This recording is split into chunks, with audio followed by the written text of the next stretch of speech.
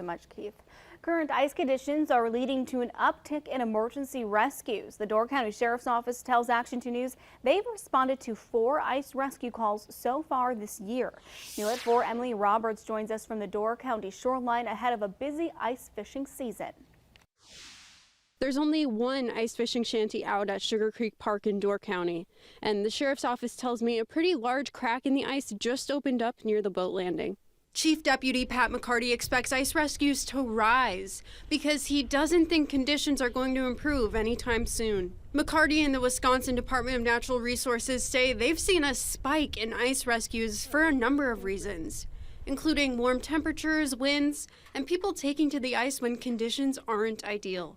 Sturgeon spearing season opens Saturday, and Chief Deputy McCarty hopes spearers bring along potentially life-saving supplies. At a minimum, flotation devices and ice picks. If you fall through the ice, you can essentially pull yourself out.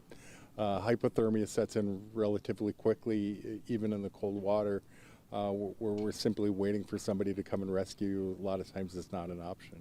Check in with your local ice fishing club for the latest conditions before heading out. In Door County, Emily Roberts, Action 2 News.